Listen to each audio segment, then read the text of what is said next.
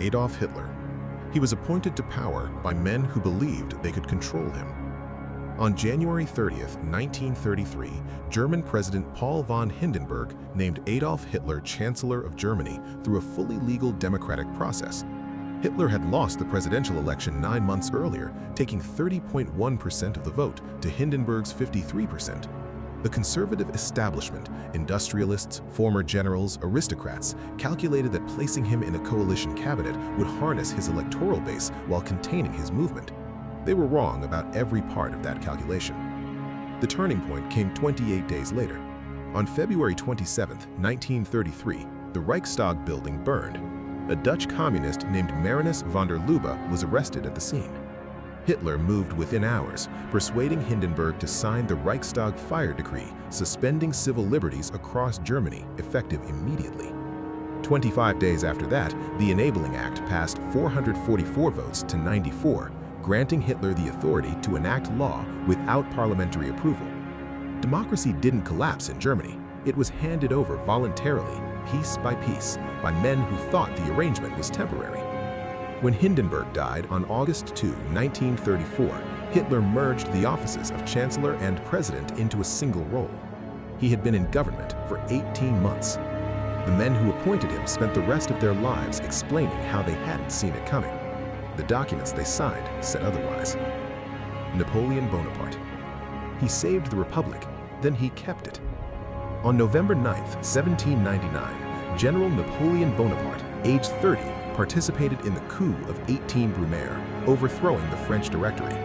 The justification was coherent: economic collapse, political fracture, and the threat of royalist counter-revolution. Bonaparte emerged as first consul, one of 3 officially, with authority concentrated overwhelmingly in his hands. The French Republic still existed on paper. Napoleon governed it in practice. In August 2, 1802, a national plebiscite made him first consul for life, with 3,568,885 votes in favor to 8,374 against. The vote was real, the pressure surrounding it was not. On December 2, 1804, inside Notre Dame Cathedral in Paris, Napoleon took the imperial crown from Pope Pius VII and placed it on his own head. No one was crowning him. He was crowning himself. He had spent 5 years insisting he was preserving the revolution's values. The emergency never ended, it just changed its name. Hugo Chávez. He won 56.2% of the vote in 1998 on a genuine promise to end poverty. He kept the promise long enough to make himself permanent. Hugo Chávez, born July 28, 1954, in Sabaneta, Barina State, came to national attention in February 1992, not as a politician, but as the leader of a failed military coup.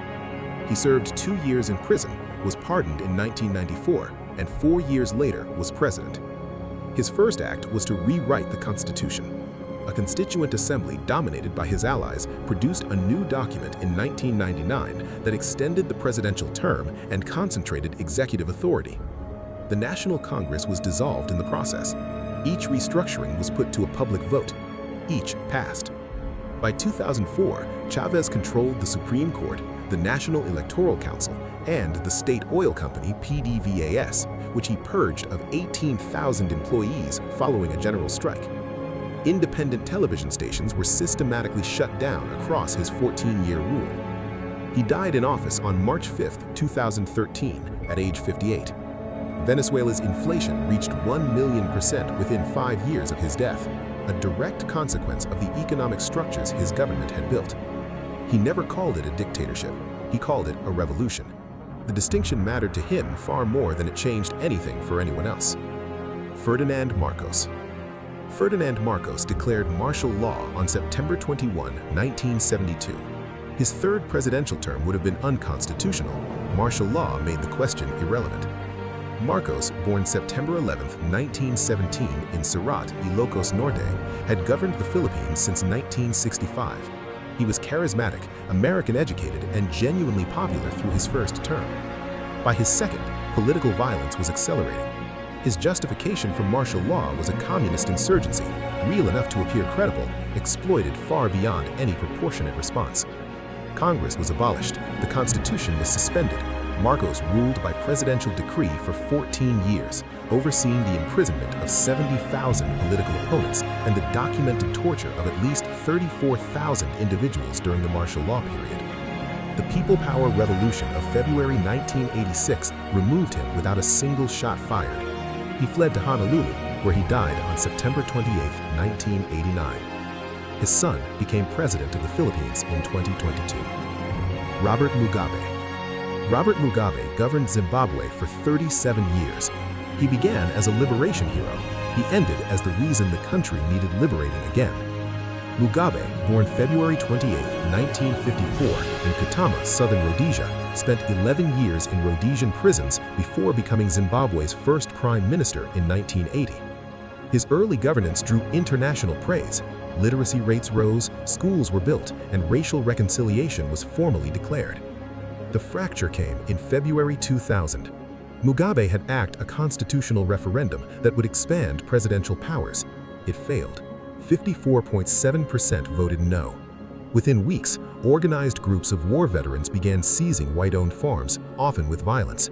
Mugabe endorsed the seizures publicly. Agricultural output collapsed. GDP fell 50% between 2000 and 2008. Inflation reached 89.7 sextillion% in November 2008, requiring the issuance of a $100 trillion note that could not purchase a bus ticket. On November 15, 2017, the Zimbabwean military placed him under house arrest. He resigned 6 days later, at age 93. He spent 4 decades governing in the people's name. By the end, the people had nothing left.